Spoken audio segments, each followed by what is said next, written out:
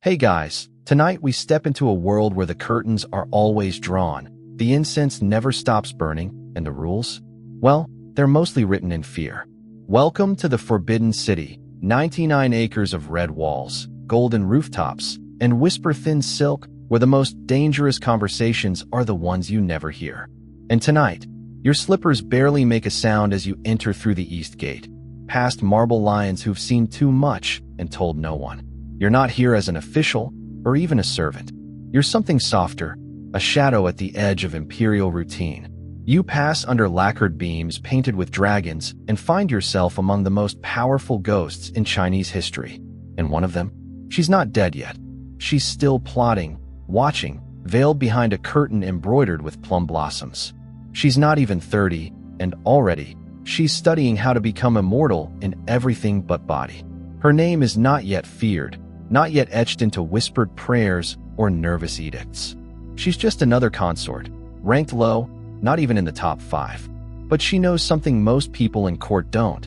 The emperor has grown tired. His body is failing, and more importantly, he only has one son. Her son.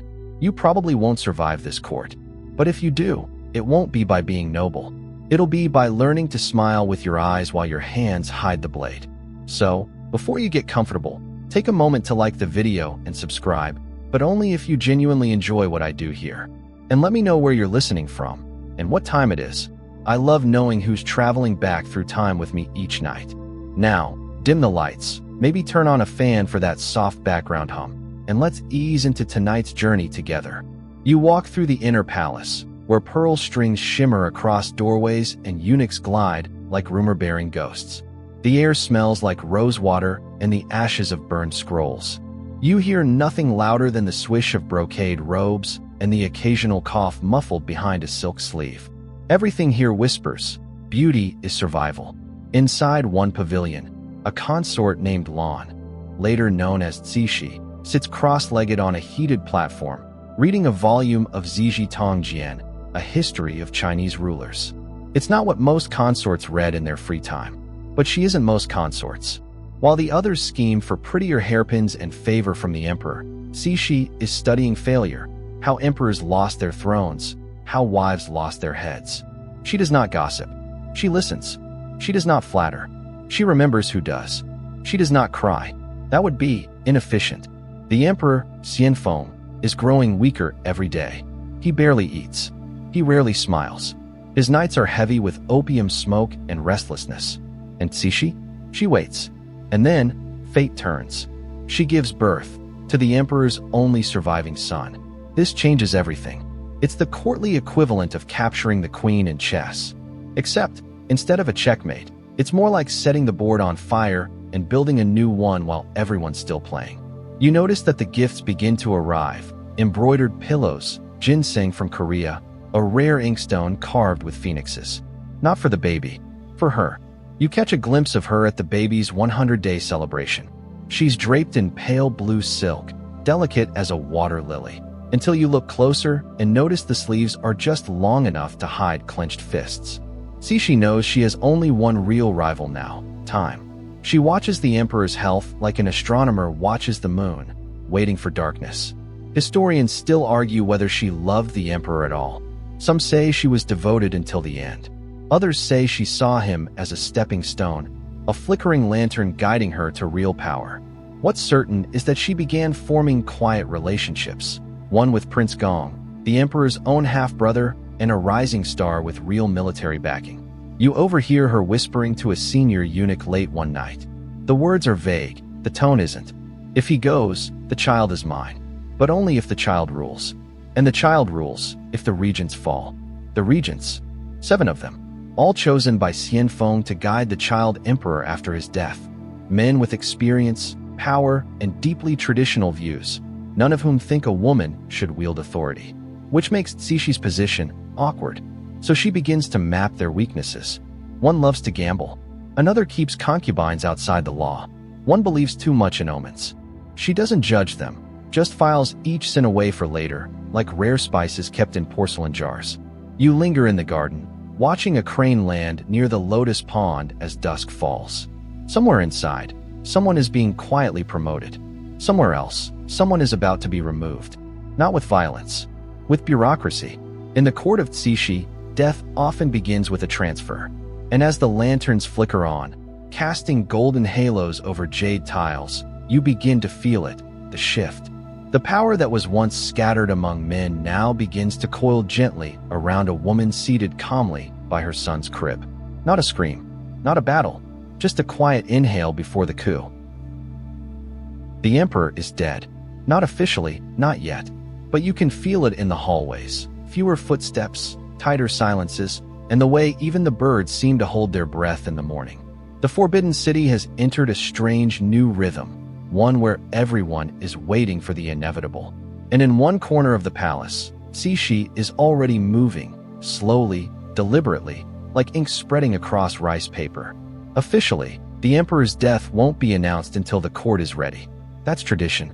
But traditions are only useful when they serve the one in power. And right now, power is fluttering, weightless and ownerless, like a red silk banner cut loose in the wind. Cixi knows this, and so do the regents. The regents, 7 stern men with ink-stained fingers and rigid minds, were appointed by the emperor to guide his son, the boy now known as the Tongji Emperor. They represent order, law, Confucian principle. In other words, everything that might prevent a woman from ruling. You stand in the outer court as news spreads. Official mourners begin wailing. The bells toll 13 times. Black silk banners ripple in the breeze. But behind the curtain of mourning, Cixi is orchestrating something far more ambitious than grief. She's formed an alliance. A strange one the regents never saw coming. Prince Gong, younger brother of the deceased emperor, is brilliant, charismatic, and most importantly, sidelined. He has both military connections and a grudge. The regents treated him like an afterthought. Cixi, however, treats him like a key. Together, they craft a plan that's less rebellion and more redirection. Like guiding a river away from a village it might flood. Only in this case, the flood is 7 men in embroidered robes, and the village is absolute power. You watch them from behind a carved screen in the hall of mental cultivation. Cixi says very little, but when she does, everyone listens. Her voice is soft and always one step ahead. At one point, she simply looks at Prince Gong and says, "You know they'll never let me rule." He replies, "Then let's make them ask you to." Historians still debate the exact sequence of the coup. Some say Prince Gong's troops surrounded the regents during a morning assembly. Others say the edicts were already signed and the arrests were bloodless. What no one disputes is that it happened swiftly, like a fan snapping shut. The regents were summoned under false pretenses, perhaps for a consultation, perhaps for tea. Either way, they never left the room as free men. Accused of corruption, incompetence, and disrespect to the throne, they were stripped of rank on the spot. By the time you finish your evening tea, 7 of the most powerful men in China are either imprisoned or exiled. And Cixi? She doesn't sit on the dragon throne. Not directly. That would be improper. Instead, she sits behind it. Literally, on a smaller throne with a silk screen between her and the child emperor. But everyone knows who speaks first. The ritual is precise. The boy emperor receives petitions. He looks to his left. The curtain stirs. A soft voice speaks. The petition is approved or denied. And the voice, Cixi's voice, becomes law. You're beginning to understand how she operates. Not by brute force, not by fear alone, but by becoming indispensable. She's not the lightning. She's the air that carries it. And while she claims to rule jointly with the other Empress Dowager Cixi, a gentle, proper woman favored by etiquette books, there's no doubt which one casts the longer shadow. The court adjusts quickly. Ministers who once avoided her now deliver their reports to her pavilion. Servants memorize her preferences. Fresh camellia tea in the morning, sandalwood incense at dusk, no peacock feathers in the floral arrangements. She finds them unlucky. You begin to notice a new kind of silence in the palace, not one born of fear, but of careful listening. Because every word might be heard by someone carrying it back to Cixi. She doesn't need to be everywhere. She just needs you to think she might be. And amid the ceremonies, the morning rituals, the endless pages of etiquette about widowhood and filial piety, Cixi begins to weave herself into the empire's future. She signs edicts in red ink. Her seal begins appearing beside the emperor's. And slowly, Imperceptibly, the concept of ruling woman shifts from scandal to reality. Still, she keeps up appearances. There are no lavish parties, no bold declarations, just a quiet suggestion here, a delay there, a promotion granted, a rival transferred. Remember the regents? Their downfall becomes a cautionary tale. No one wants to be seen as too confident, especially not around Cixi. And yet, she's careful to remain, outwardly, the grieving concubine. You spot her occasionally in full mourning white, kneeling before the imperial tablet, eyes cast downward. But if you look closely, you'll see her fingers tapping a rhythm on the mat, thinking, calculating. One court official writes in his diary. She weeps in the hall, but the army reports to her pavilion. Quirky fact, in this mourning period, even the food follows strict codes. Cixi insists on plain kanji, but adds goji berries. For energy, she murmurs. The court doesn't question it. You, however, suspect she plans to outlive every single one of them. It's said that during these early months of regency, Cixi reads over 200 memorials a day. She dictates responses, corrects grammar, and once, famously, rejects a petition simply because it used the wrong honorific. Historians still argue, did she seize power, or did she simply pick up what others were too scared to hold? Either way, she now rules, and she's just getting started. In the dim light of early autumn, the Forbidden City seems to hold its breath. The scent of chrysanthemum drifts faintly through carved lattice windows. Servants speak in murmurs. Ministers bow deeper than usual. Because today, something monumental will happen. Not with fanfare or drums, but with a teapot and a scroll. You watch from a corner near the Hall of Preserving Harmony, where the air tastes like old lacquer and iron silk. The boy emperor, no taller than a lacquer screen, sits stiffly on the throne. He blinks often. He doesn't understand the language of power yet, but the woman behind the curtain does. Cixi is serene today, draped in muted mourning gray, but with a single gold phoenix hairpin that gleams like a threat. She has requested that tea be served to the visiting regents, those not yet arrested, but firmly aware that they tread a slippery path. The tea is jasmine, with a touch of ginseng. Cixi knows the importance of scent. Jasmine for calm, ginseng for vitality. But beneath the fragrance, tension simmers. Because this is not just tea, this is a warning. Across the low red lacquer table, Prince Gong handles the documents. The charges are ready. Edicts, stamped and sealed in advance. The ceremony of loyalty begins, not to the emperor, but to the woman behind the veil. The regents lift their cups. Small porcelain clinks echo louder than they should. Then comes the scroll. It is handed over silently. Not one character is spoken aloud. Just a flick of the wrist, a nod, and 7 careers end before the steam fades from the teacups. Cixi doesn't gloat. She smiles lightly, a quiet expression that could be mistaken for courtesy, if not for the unmistakable finality in her eyes. You've seen ambitious nobles before, but this is different. Cixi doesn't burn down her enemies. She pours them tea and thanks them for their service. Historians still argue about this moment. Some say the regents were guilty of corruption. Others insist it was a political assassination dressed in silk. One of the dismissed ministers later wrote, "Her voice was never raised." And yet, in that room, no sword could have done greater damage. You walk with the crowd that exits the chamber. No one speaks. The silence is thick with calculation. Already, rumors are adjusting themselves like courtier robes after a storm. Who's loyal to Cixi now? Everyone, until proven otherwise. In the days that follow, Cixi formalizes her control. She does not declare herself empress. That would cause tremors in the already brittle Confucian foundation. Instead, she becomes co-regent, a word that sounds modest, but conceals an empire. Beside her is Empress Dowager Cixi, who technically shares the regency. But while Cixi reads poetry and tends orchids, Cixi reads tax records and reorganizes ministries. One holds the incense stick, the other lights the fire. You begin to notice something strange. The Forbidden City grows deficient. Petitions are processed faster. Corruption scandals are quietly cleaned up, sometimes with early retirements, sometimes with health issues. And while the outer provinces still grumble, the heart of the empire beats more steadily. But don't mistake this for benevolence. Cixi's court runs on loyalty and fear, in equal measure. A quirky fact? Cixi introduces a rotating sleep schedule for her eunuchs. Not for their health, for information control. No single servant is present more than 6 hours at a time.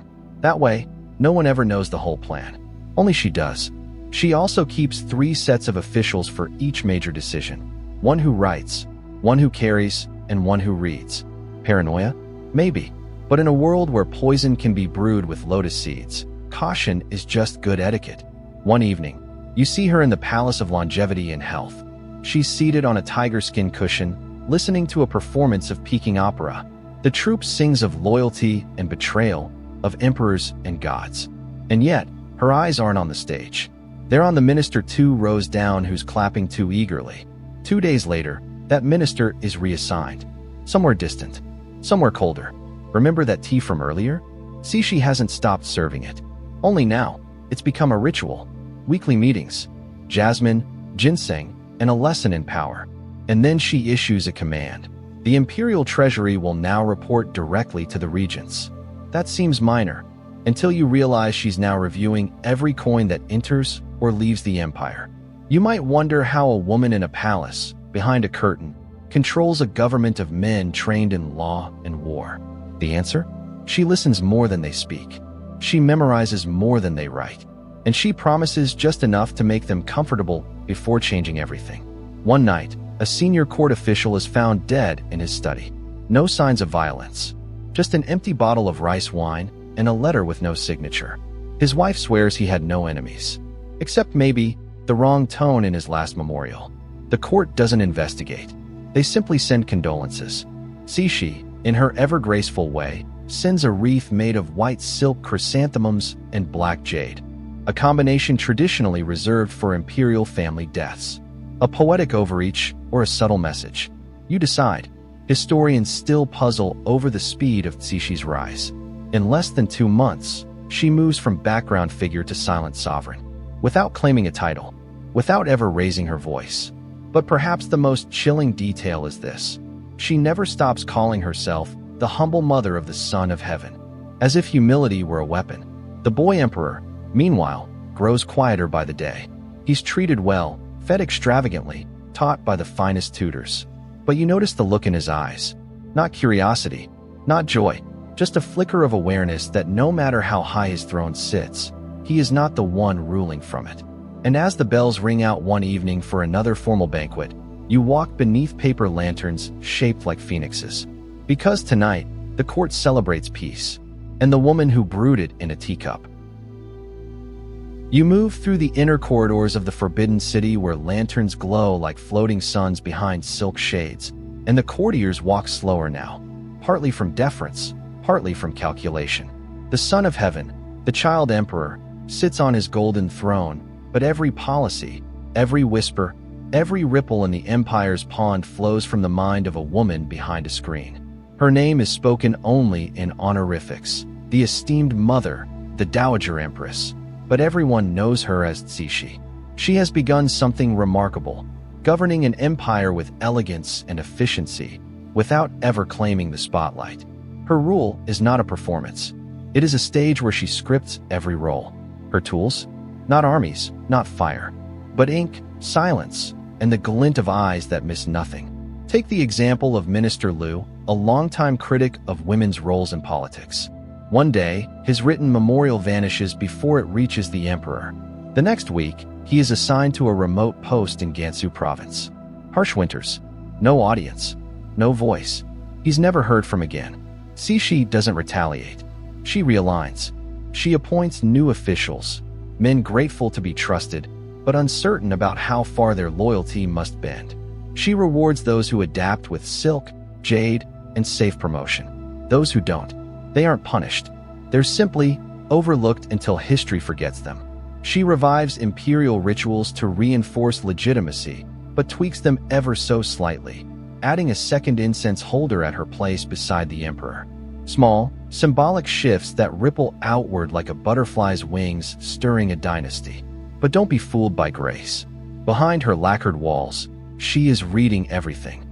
Petitions, tax records, grain yields. She memorizes the names of governors in Mongolia and the budget for the imperial stables. One clerk jokes that she knows more about horse feed than the chief equerry. He is later demoted for improper commentary. Historians still debate whether her meticulous involvement was micromanagement or mastery. But you see it firsthand, Cixi is no puppet master. She's the loom itself, and every thread passes through her hand. Even the child emperor senses this. You once saw him try to contradict a minor policy in open court. A look from Cixi, calm, motherly, unblinking, and he faltered, corrected himself, smiled. She kissed his cheek later, in front of the court. The gesture was warm. The message was cold. You exist because I allow it. A quirky detail? Cixi insists that all imperial furniture be polished with crushed lotus seeds and goat milk. Not because it's cleaner, but because she claims it preserves the soul of the wood. Whether this is spiritual practice or psychological warfare is unclear. But ministers now bow lower before even the chairs. In the summer palace, she builds beauty to reflect control. Painted ceilings depict scenes of harmony, justice, and loyalty. Her favorites? The ones where the wise mother teaches the unruly prince. Servants report that she sometimes stares at those paintings for hours. And the people? Well, the empire is calm, for now. Banditry is down. Taxes are collected. Foreign envoys are respectful, if wary. They send gifts, French clocks, Belgian lace, British perfumes. But Cixi always sends back one thing in return, a handwritten note in her own calligraphy. Just enough elegance to seem gracious. Just enough correction to show she's the final editor. At night, you pass her chamber and hear nothing. No shouting, no drama, just the scratching of brush on scroll. Because real power, here, doesn't roar. It rewrites everything in quiet. You wander through the imperial gardens as the scent of plum blossoms mingles with something darker. Opium smoke wafting from a hidden chamber. This is the Qing court at twilight, not just in the day, but in its era. Luxury pulses through its veins, and so does decay. The carpets are soft. The ceilings glitter. And beneath them, Cixi rules, silently reshaping an empire surrounded by dragon robes and whispered poison. Inside the Hall of Imperial Peace, the emperor is no longer the loudest voice. He barely speaks now. Even as a child, Tongji learned that words can betray. He follows rituals, attends audiences, bows where expected.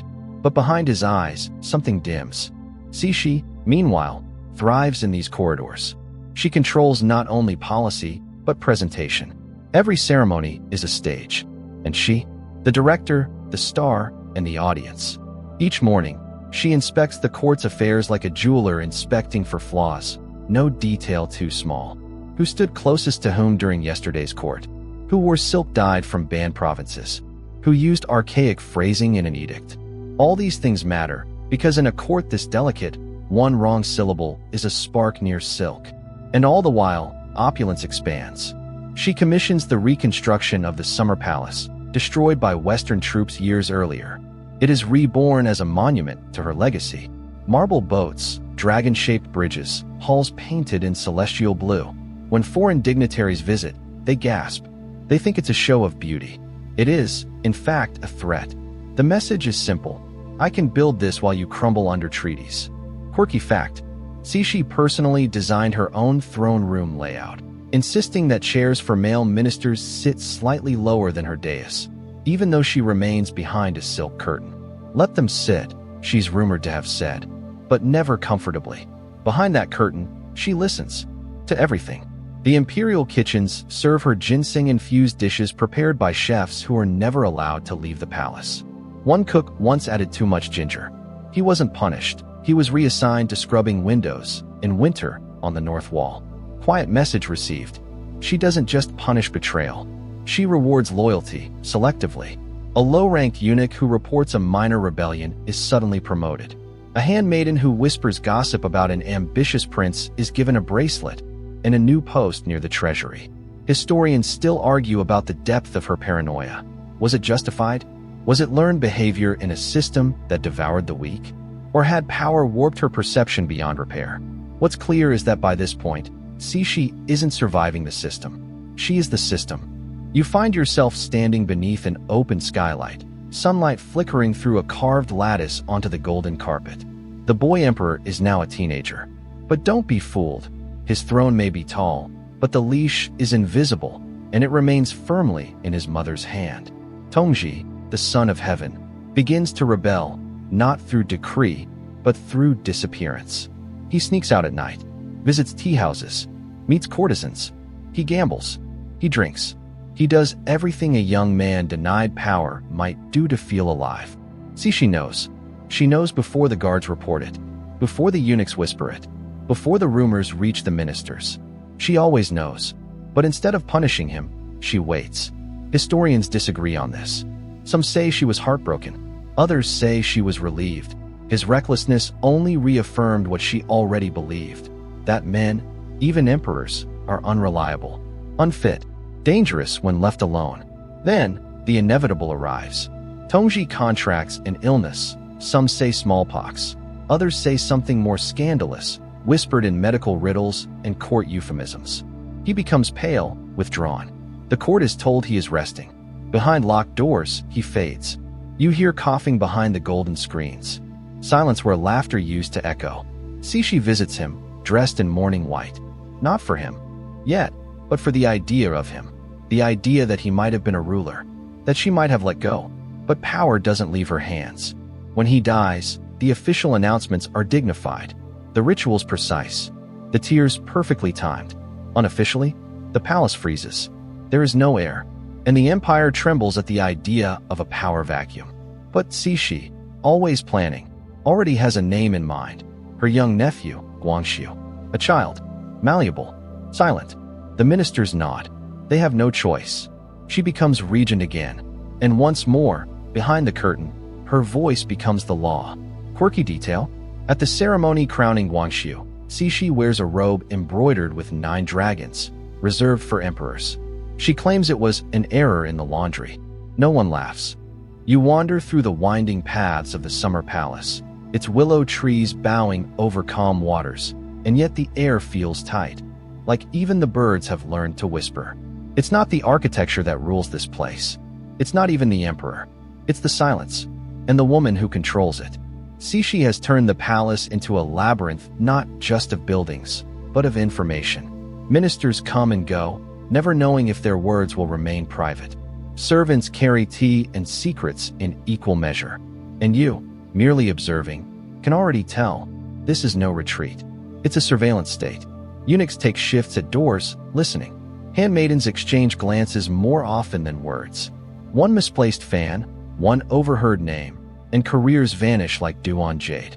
This is the empire beneath the empire.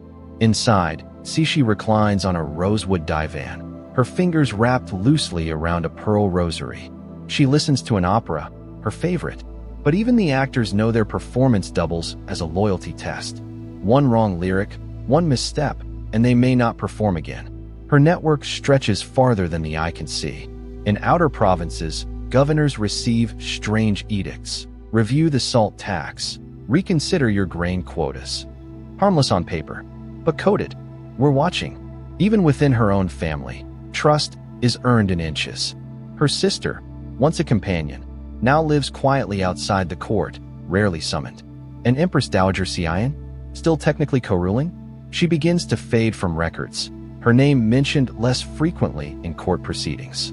One day, she simply falls ill and dies. No foul play, say the officials. But the curtain no longer has to be shared.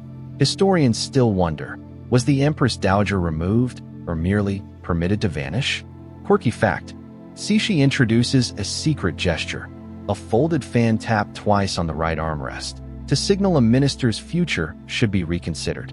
It becomes legend. By the time a fan taps, it's already too late. Here in this palace of orchids and lacquer, every petal, every reflection, every echo is controlled. You pass a garden pond and see koi swimming silently. No ripples, no splashes, just like the court. You step into a hall of crisp scrolls and the sharp scent of ink. Reform is in the air, but so is danger. The empire is changing, whether the court likes it or not. Foreign ships dock with cannons and contracts. Telegraph poles rise in dusty towns. Trains scream across provinces that once knew only horses. And somewhere in the stillness of Beijing, young men begin to dream. They dream in Western styles and Japanese syllables. They read translations. They talk of democracy, railroads, schools for girls, of science, of a China that competes, not just bows. And Emperor Guangxu, now a teenager, listens. He's quiet, studious. He fears his aunt, but he also wants something else, something dangerously close to independence. He finds allies, Kang Yue, Liang Qichao, reformers with glasses too thick and ideals too clean. They propose a sweeping change, the 100 Days Reform, new ministries, merit-based exams, abolishing unnecessary titles, building universities, reforming the army, curing the empire of its decay. The emperor signs. For 103 days, China pulses with the possibility of transformation. And behind her curtain, Cixi watches. Historians still debate whether she was surprised. Some say she had no idea it would go this far. Others say she let it happen, to test loyalty, to see who would betray tradition for the promise of change. What's certain is that when she acts, it is swift. No army, no parade, just a quiet return to the court. Ministers begin disappearing. Some are arrested. Others simply stop showing up. Guangxu is summoned to a private meeting. He does not return to open court. From that day forward, he is confined in a lakeside pavilion. Windows barred, doors guarded. The emperor has become a prisoner in his own kingdom. And the reformers? 6 are arrested, dragged to a public square, their hands tied, their final words drowned by drums. They are beheaded. A message to the empire: change is treason. Quirky fact: the executioners were ordered to wear ceremonial red, not black, because Cixi insisted this was not mourning, but cleansing. You walk past the square later. The blood is gone, but the silence stays. You stand before the hall of tranquil longevity, but inside, there is no tranquility. Just a locked door, iron bolts, and a boy behind it. Now a man, now an emperor in name only. Emperor Guangxu watches the seasons pass through barred windows. The lake outside ripples in the wind, but his world remains still. This is not a palace. It is a cage. Cixi doesn't call it imprisonment. She calls it protection. She says the emperor is unwell, that he needs rest, reflection, perhaps even prayer. And so, she rules again. Not officially, just completely. The court doesn't question it. Ministers bow to her chair first. Foreign dignitaries are informed of transitional governance. And Guangxu's voice, once daring, is now distant, heard only in the echo of his titles. Inside his prison, he writes poetry, some hopeful, some bitter. One poem ends with, "The candle burns, but the room remains dark." Cixi reads them. She sighs. She files them away. Historians still argue whether she regretted what she did to him. There's evidence she visited him occasionally, spoke to him kindly, even brought him gifts, fine inkstones, imported tea. But the bars stayed on the windows. Power, once tasted, is not easily returned. Meanwhile, the reformers outside grow quiet. Those who remain alive choose discretion. Those who dare continue underground. The palace leaks nothing. Quirky fact: Cixi orders that Guangxu's meals be tasted 3 times, by 3 separate eunuchs, before reaching him. Not for safety, for obedience. If they fear her more than him, they remain loyal. And while he watches the sun fall over the lake, she walks among peonies and diplomats, smiling. The world thinks China is recovering. But you know better. Its emperor is in exile within his own walls. You step outside the palace walls for a moment, into a city seething under the weight of prophecy and rage. The year is 1900. Beijing simmers. And from the dust and discontent, a movement rises. The Boxers. They chant strange verses. They believe in magic. They promise invincibility against bullets and death to all foreign devils. Their fists are clenched not just in rebellion, but in superstition. And Cixi? She watches from behind her screens. At first, she says nothing. She lets the movement grow, lets the anger fester. The Boxers burn churches, murder missionaries, tear down telegraph poles like they're foreign curses. And Cixi waits. Historians still argue. Did she orchestrate it, or simply allow it? But the pattern is familiar by now. She doesn't push the first domino. She just ensures there's no one to stop the rest from falling. When foreign ambassadors plead for protection, the court offers vague sympathies. When Qing troops accidentally fire near embassies, no one is punished. When the Boxers encircle the legation quarter, Cixi sends more troops, To surround, not to save. The world watches, and then it reacts. 8 nations form an alliance: Britain, France, Germany, Russia, the US, Japan, Italy, Austria-Hungary. Their armies land with rifles, flags, and retribution. Beijing is besieged. The palaces burn. The boxers die by the thousands. Civilians are caught in the storm. And Cixi? She flees. In imperial disguise, she boards a mule-drawn cart and slips out the back of history, vanishing into the countryside with her court. Not a queen's escape, a survivor's retreat. She leaves behind her emperor, still imprisoned. Her capital, in ruins. Her people, betrayed. Quirky fact: during her flight, Cixi is said to have disguised herself as a common widow. She insisted her meals be carried in silk-wrapped boxes, even as the villages they passed burned. When she returns months later, Beijing is no longer hers. But she intends to reclaim it.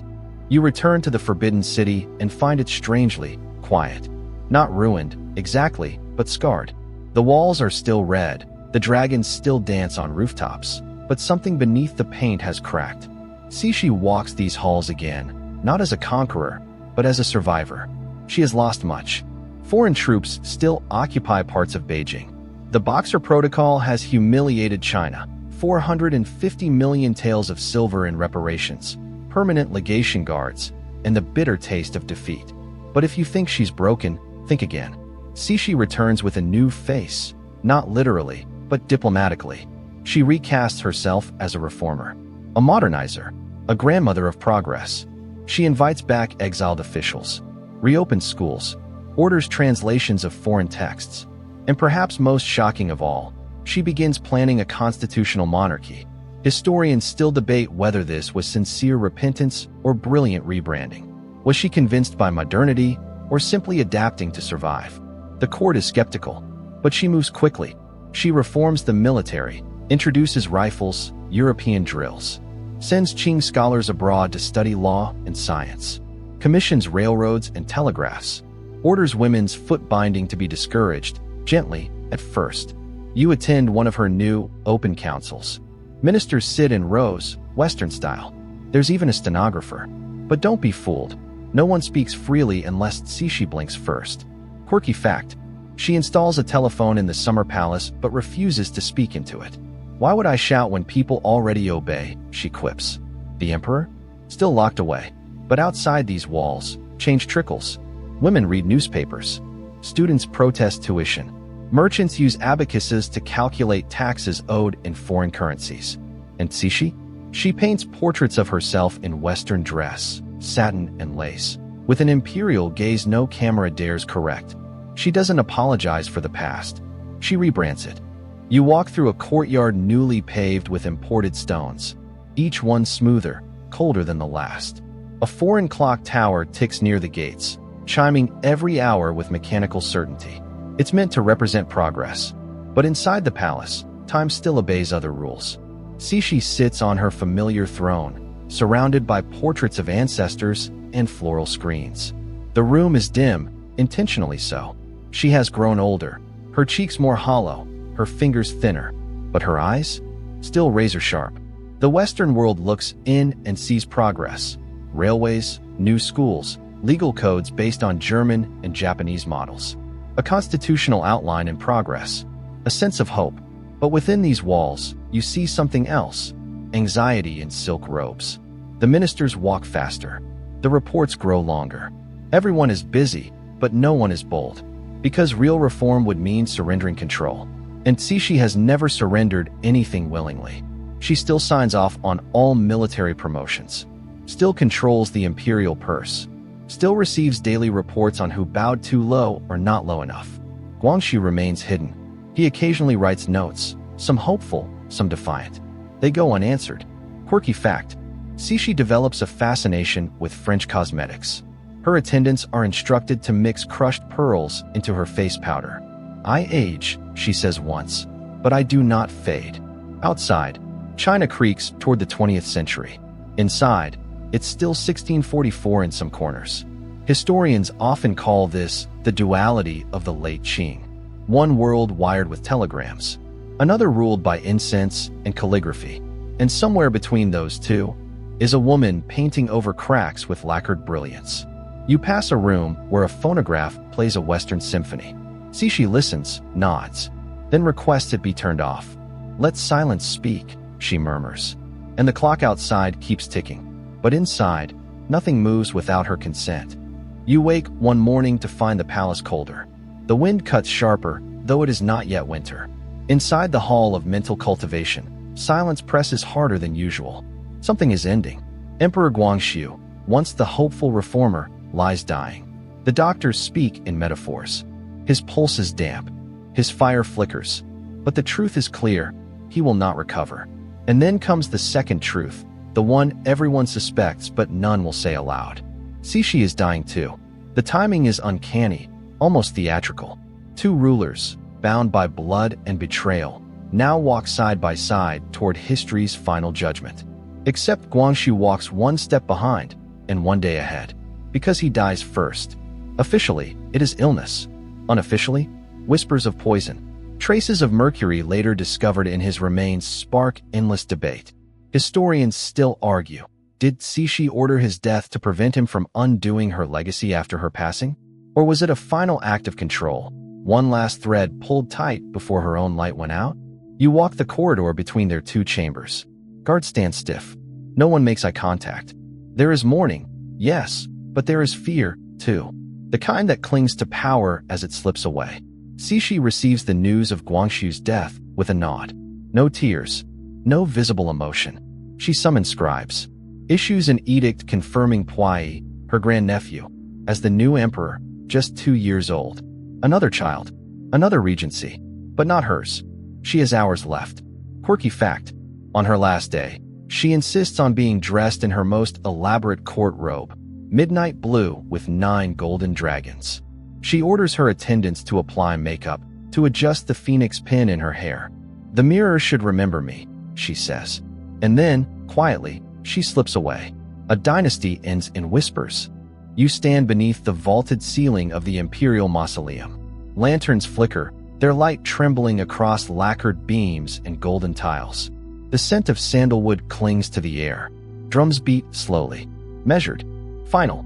Cixi is dead, and now, she is being buried not just as a dowager empress, but as a legend.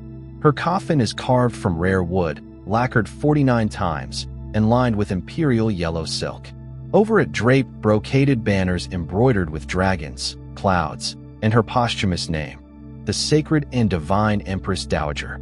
It's a mouthful, one that history will rarely use. But she ensured the theater remained. You follow the procession through stone gates guarded by mythological beasts. They bow eternally. Even in death, she demands deference. Inside the tomb chamber, offerings pile high. Pearls, jade bracelets, phoenix crowns, ceremonial robes. She will not go into the afterlife underdressed. 1,000 scrolls are sealed beside her. Some official, some personal. Perhaps among them are letters to Guangxu. Perhaps none. Quirky fact, her tomb, originally modest, was later reconstructed with subterranean chambers, mirror-inlaid ceilings, and a pearl placed in her mouth for protection against evil spirits. And perhaps, a courtier whispered, against bad press. Historians still puzzle over her funeral expenses. Some claim they exceeded the annual military budget. Others say she deserved it. After all, how do you bury an era? The Forbidden City falls into uneasy quiet. Ministers wait. Servants gossip. But no one quite knows what happens next. Because though she is gone, her shadow remains. Policies, alliances, debts, both personal and political, linger like incense smoke after a vigil. And somewhere deep underground, beneath mountains of gold and silence, she lies beneath a jade canopy. The dynasty continues, for now. But the pulse of revolution is growing louder outside the walls. And she won't be here to stop it. You linger in the palace, but something feels off. The dragon banners still hang. The thrones remain gilded, but the tension is gone. Not released, simply absent. Without Cixi, the center has collapsed. The empire doesn't roar. It exhales. A toddler sits on the throne now. Emperor Puyi, chosen by Cixi in her final days. He giggles when the crown is placed on his head. He doesn't understand the burden, the legacy, or the storm about to break. The court resumes its rituals. Ministers still wear stiff hats and deliver scrolls. Eunuchs still sweep courtyards that no longer matter. It's all theater now. The audience? Gone. Outside the walls, the world surges forward. The Republic rises.